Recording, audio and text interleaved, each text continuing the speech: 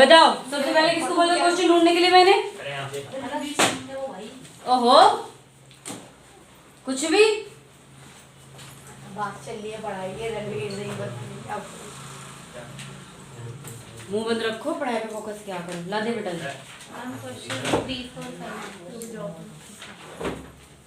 बोले इनसे कहा ना कि क्वेश्चन ढूंढने के लिए।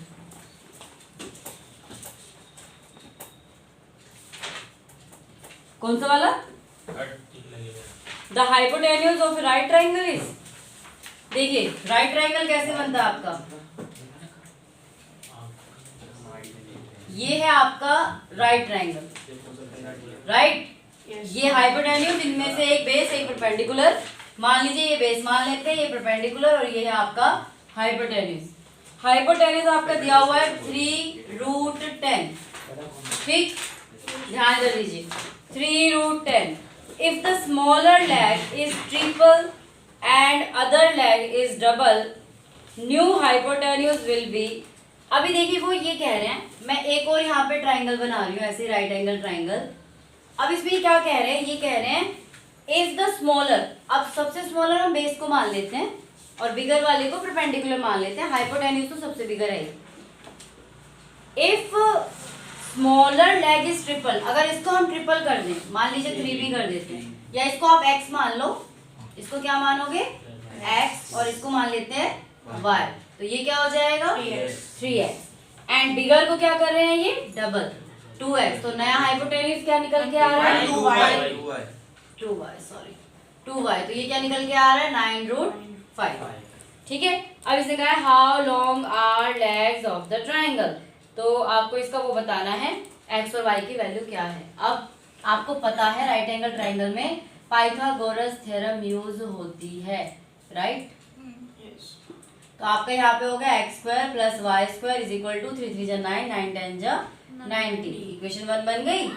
दूसरे वाले के लिए क्या बनेगा 3x² + 2y² = 9√5²।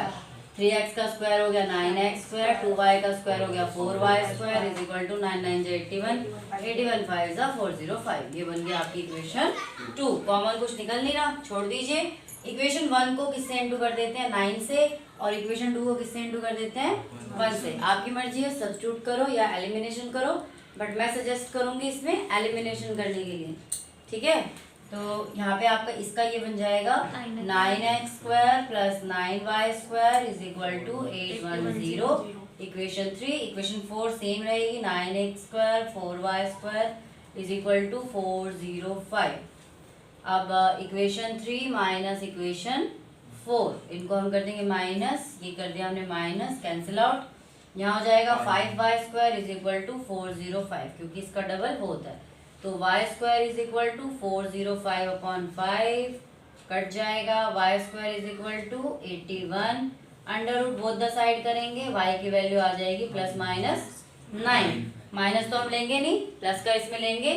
अब इसकी वैल्यू y की वैल्यू आप इक्वेशन 1 में डाल दीजिए, x² + y² यानी कि 9² = 90, तो x² = 90 - 81, x² = 9, under root both the side, x की वैल्यू +-3, तो मतलब हमारी लेग्स आ गई 1 3 1 9। बात समझ में आई। वर्ड प्रॉब्लम कोई ज्यादा मुश्किल नहीं होता है, आप जैसे जैसे वो कह रहे हैं बस वैसे वैसे करिए। अब जैसे ही राइट एंगल ट्राइंगल की बात आती है भाई, उसमें आप क्या यूज करते हो, पाइथागोरस थ्योरम यूज करते हो, इसके अलावा थोड़ा कुछ रहता है। कई बार ऐसे बोल देंगे कि ये जो बेस है इन दोनों का सम क्या है 25। अगर मान लीजिए क्वेश्चन में ये बोल दिया ये बेस और परपेंडिकुलर का सम कितना है 25, अगर इन दोनों का सम 25 है, इसको मैं x ले लूं तो ये वाला मेरा क्या हो जाएगा 25 - x। पाइथागोरस थ्योरम लगाइए, उसमें इनकी वैल्यू पुट कर दीजिए। मैम कई बार क्या होता है, जैसे सम होता है ना आपका सम 25 जेड का पे ले लिया, एक x ले लिया और फिर 25 - x = 25। नहीं, क्यों सम क्यों करना है, तो सम दिया हुआ है तो आपने एक को x मान लिया, दूसरा 25 - x हो गया, उसके आगे भी तो फर्दर कुछ दिया होगा ना, आप उसको वापस से क्यों मान रहे हो ऐसे। सम दे रखा है ना, सम ऑफ टू, तो सम से आपको पता चल गया ना कि एक x है दूसरा 25 - x है, उनको दोबारा सम करके इक्वल टू 25 रख दोगे, 25 से 25 कैंसिल आउट हो जाएगा। पर क्यों रख रहे हो 25, तो क्या रखूं, कुछ मत रखो, उसके आगे कुछ ना कुछ कहा होगा क्वेश्चन में। क्वेश्चन कोई भी ऐसा क्वेश्चन है ढूंढिए, निकाला है किसी ने नंबर वाला क्वेश्चन? न्यूमरेटर वाला मैं भी क्वाड्रेटिक क्वेश्चन है, इसमें तो x की टर्म लेके चलते हैं ना, y कहां से आता है? कौन सा? ये क्वाड्रेटिक क्वेश्चन में x से करते हैं ना सारे। देखो मैं आपको बता रही हूँ, यहाँ आपको पता है कि ये क्वाड्रेटिक इक्वेशन चैप्टर का है, पेपर में आपको क्या पता रहेगा लीनियर इक्वेशन है क्वाड्रेटिक इक्वेशन।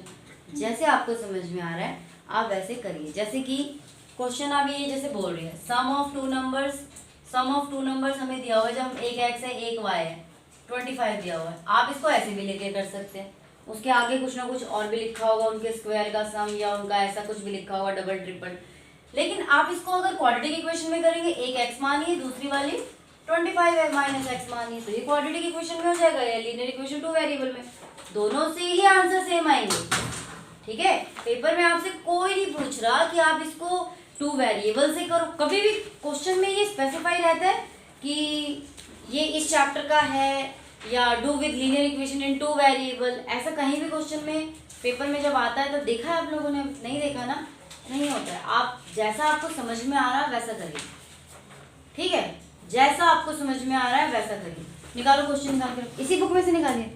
ये एक और बुक है, लाओ दो जल्दी, फटाफट दो, मैं फटाफट। उसमें उसी इसमें बता रहा हूं कौन सा पेज नंबर। अब यार पेज नंबर खोल के दो फटाफट से, मैंने कहा था निकाल के रखो, लेकिन नहीं। 16 इसकी क्वेश्चन नंबर इसमें से लाऊंगी। The numerator of a fraction is. अच्छा अब मेरे को एक बात बताइए, पीछे न्यूमरेटर वाला करेंगे अभी। फ्रैक्शन कैसे बनता है भाई? जब भी आप ये फ्रैक्शन वाले, मैं आप लोगों से ही पूछ रही हूँ फ्रैक्शन कैसे बनता है? पी बाई क्यू या न्यूमरेटर बाय डेनोमिनेटर। दिमाग ना यहाँ पे रखा करो जब यहाँ समझते हो तो। फ्रैक्शन हो गया आपका न्यूमरेटर अपॉन डेनोमिनेटर, हमेशा आपका डिनोमिनेटर इसी तरह से बनेगा। अब ये क्वेश्चन में कह रहा है the numerator of a fraction is 3 less than the denominator. Numerator of a fraction is 3 less than, तो पहले मैं इसको कुछ भी मान लो, x मान लो, तो ये कितना है x माइनस 3। आप चाहो तो इसको x और y में भी कर सकते हो, नहीं वो हो रहा है, इसने बोला है न्यूमरेटर इज 3 लेस देन, तो मैंने न्यूमरेटर को 3 लेस देन किया, किससे? डिनोमिनेटर से, तो डिनोमिनेटर को x मान लेंगे। ठीक है, न्यूमरेटर आपका क्या हो जाएगा x माइनस 3।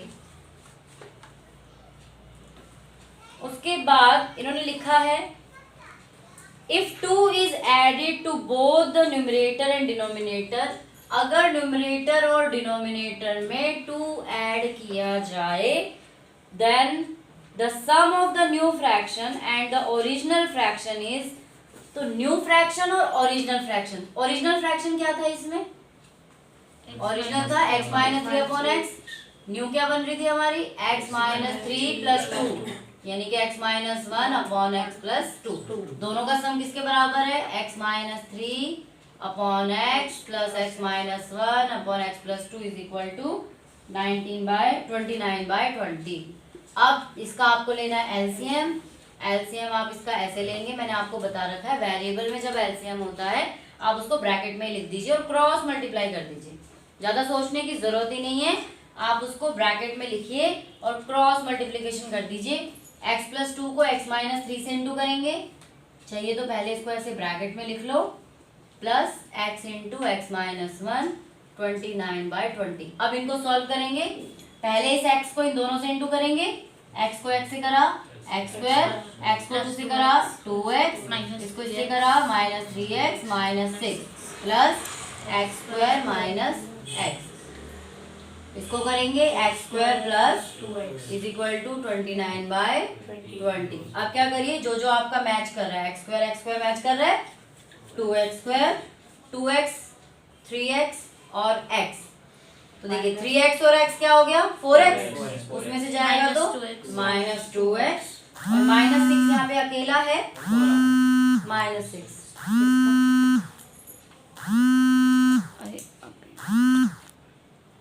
ठीक है, माइनस 6 और अपॉन में आपका यही रहेगा x square plus 2x is equal to 29/20। अब इसका क्रॉस मल्टीप्लिकेशन कर लीजिए, 22 जा 40x square minus 40x minus 120 29x square plus, अब तो कर लोगे सॉल्व, अब भी ना कर पाओ पूरे को उठा के इधर लेके आ जाओ।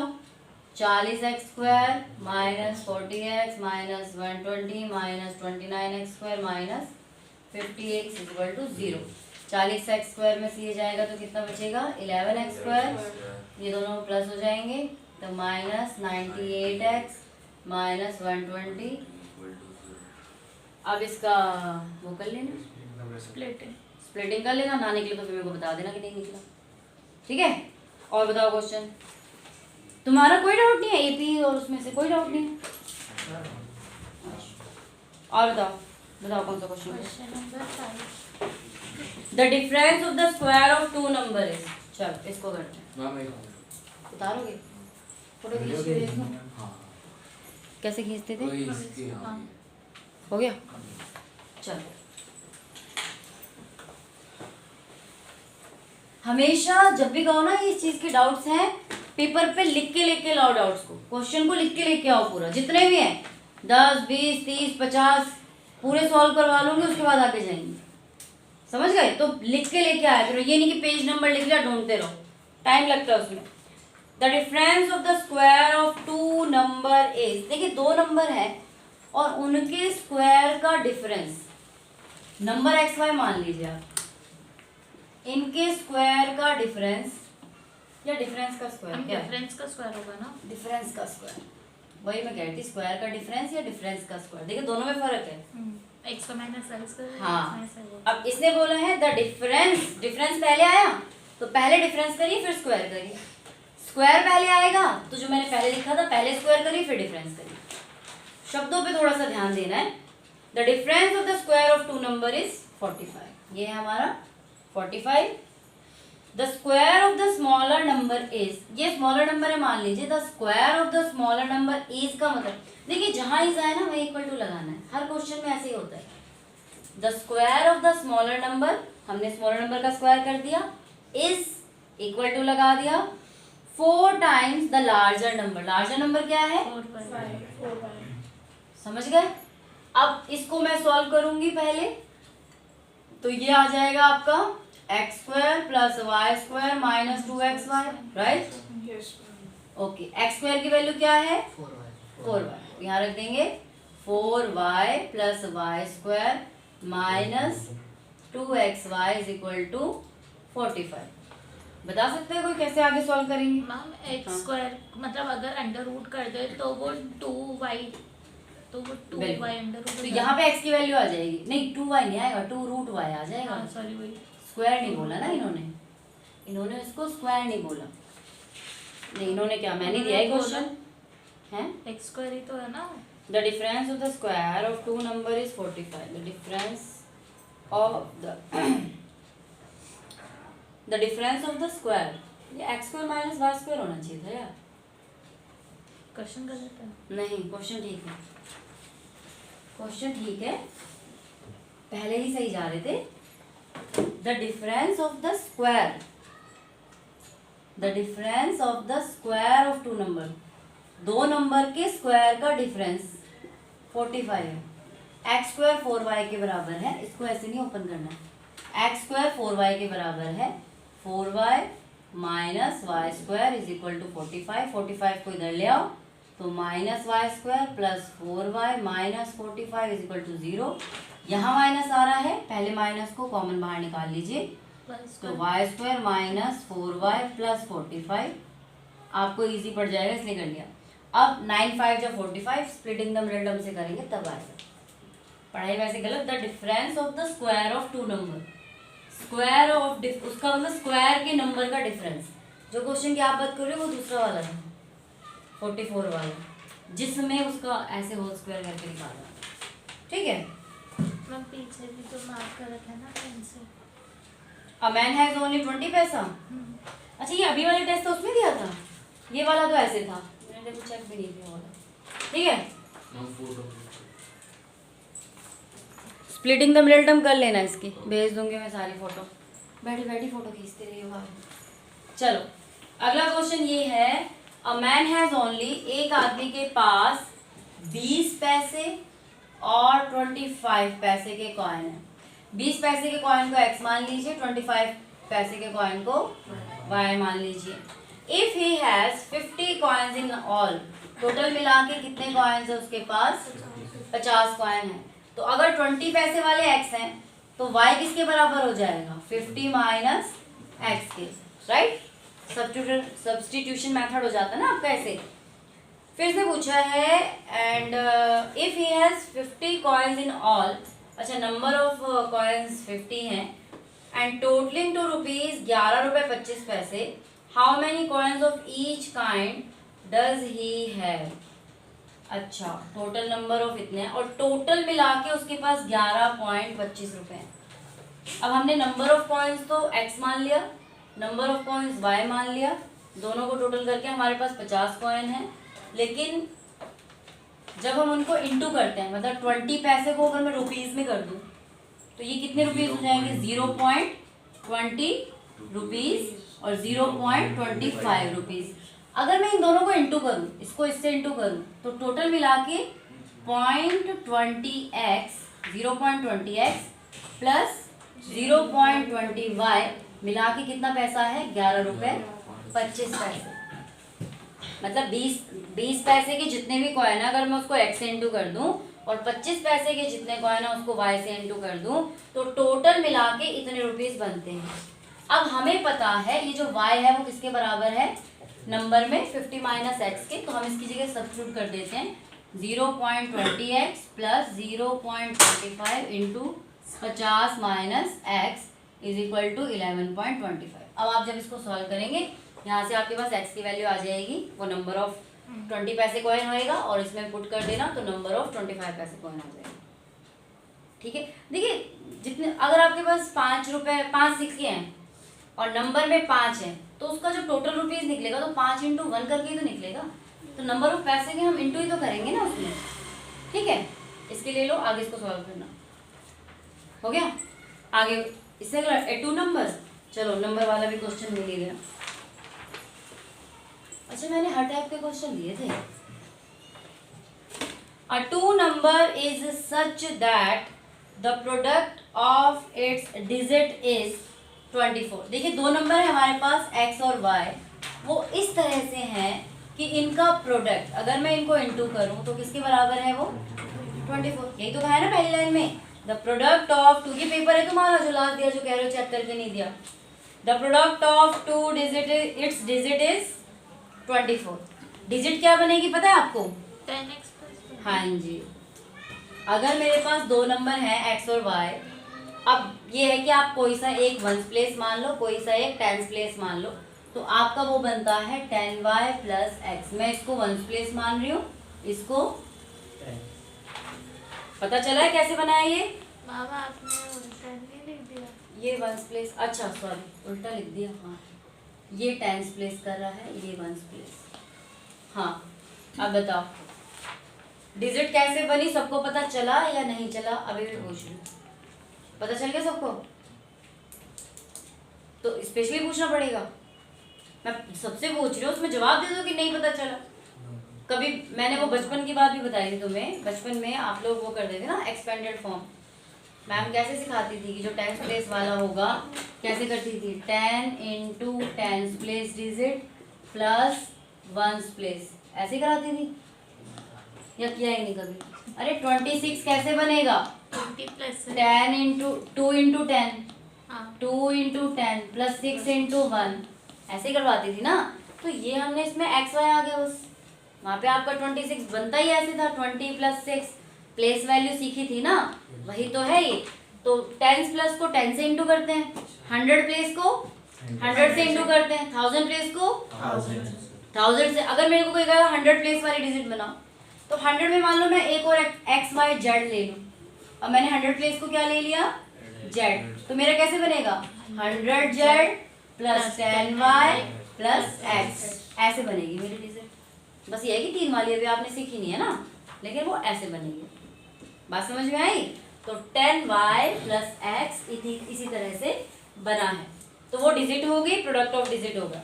If 18 is subtracted from the number, अगर मैं इस नंबर से 18 सब्ट्रैक्ट करूं, मैं इस नंबर से क्या सब्ट्रैक्ट करूं? 18, मैंने कर दिया subtract.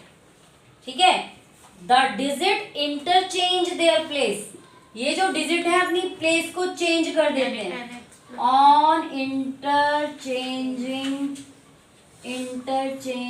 There place new digit क्या बन जाएगी हमारी, बताओ तुषार।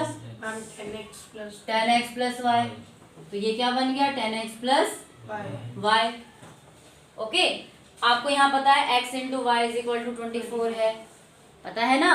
तो यहाँ से x की वैल्यू आ जाएगी आपके पास 24 अपॉन वाई।